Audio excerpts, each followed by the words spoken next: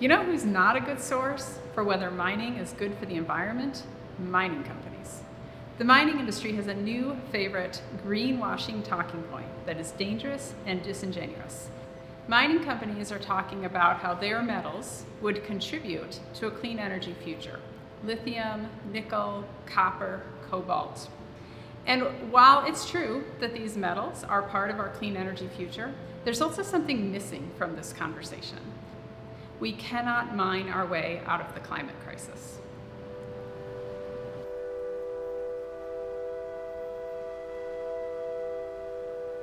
You may have seen metals demand projections for the future that look quite alarming, probably shared by mining companies. And what they show is dramatic increases in demands for metals in the future through 2050. Lithium, cobalt, copper, nickel. And there's a couple things to know about these projections. The first one is that these are based on current technology.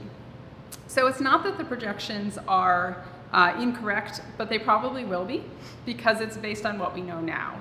The technology for electric vehicles, as well as for wind turbines and solar panels, all of that is changing and evolving very rapidly, and which particular materials may be needed in order to bring those technologies along, we don't know that. And so it's important to not make panicked decisions at this moment about destroying our natural resources in the name of those future projections.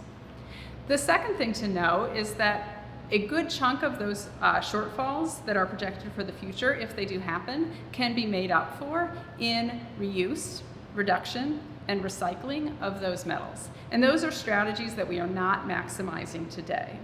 In many ways, this is a materials demand that we deal with in the same way that we've dealt with other materials demands in the past. We find ways to use less of it, we find ways to reuse it, and to recycle it.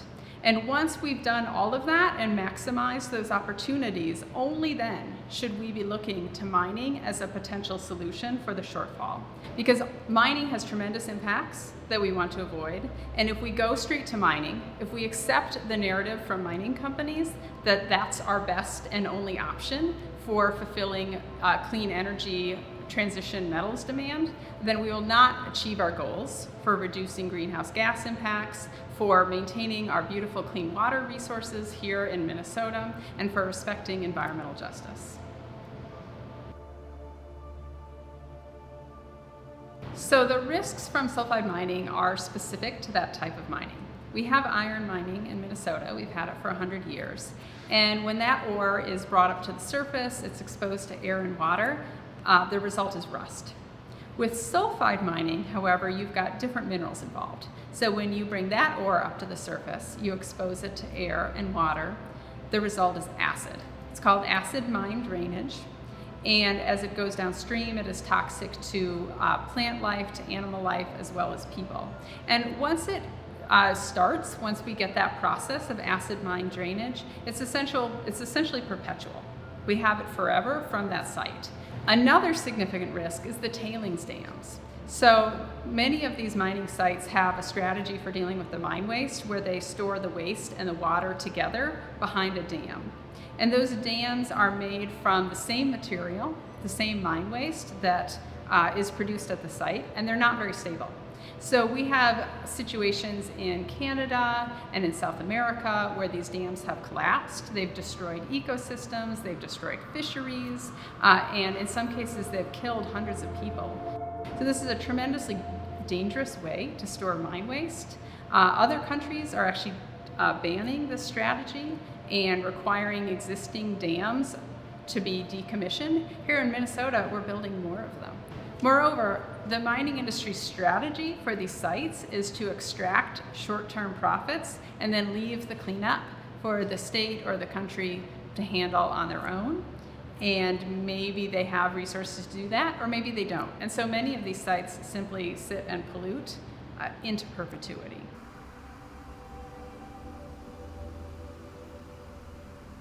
Mining always has impacts. And there's a few impacts. Some of them you know, but some of them you may not be as familiar with. The first one is that mining has climate change impacts. It is a high energy demand industry. And here in Minnesota, most of that energy comes from coal plants and fossil fuel plants. So we're actually powering these mines with fossil fuels.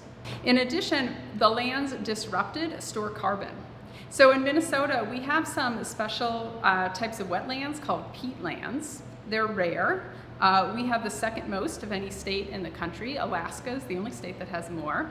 And these peatlands store tremendous amounts of carbon. It's one of the biggest carbon sinks in the world. So we should not be digging those up in the name of the climate crisis.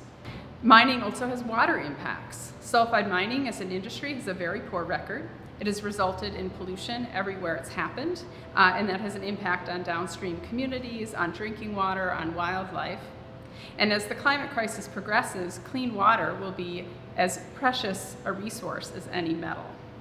In addition, a lot of these sites are very close to indigenous land. They may be near reservations, they may be near ceded territory. Here in Minnesota, they pose risks to wild rice, which is an important economic, spiritual, and cultural resource to the Ojibwe people. And the mining industry often disregards those rights. So the tribes are not consulted in a meaningful fashion, and the mining industry is not willing to find strategies that respect those cultural rights. We have a readily available source of metals right here in the United States. We could reclaim those metals and recycle them. We also have strategies available for reuse and reduction.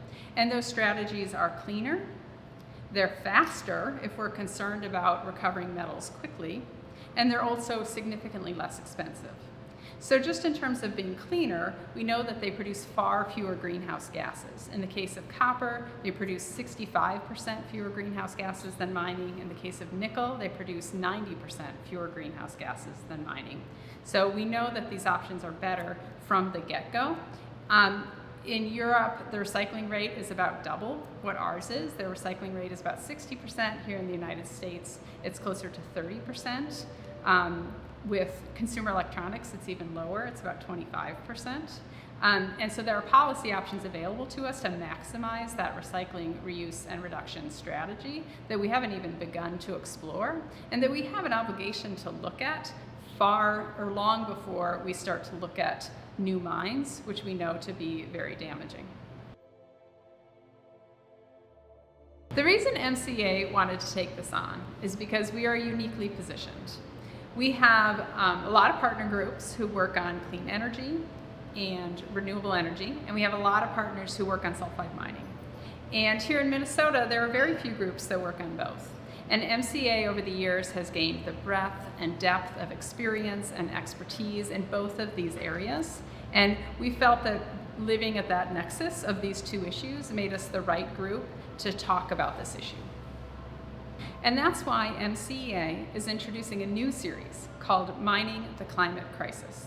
This is a series of web articles and research that we've done so that all Minnesotans can be aware of great options that we have for metals, fulfilling metals demand that aren't mining. To learn more, go to our web series, Mining the Climate Crisis.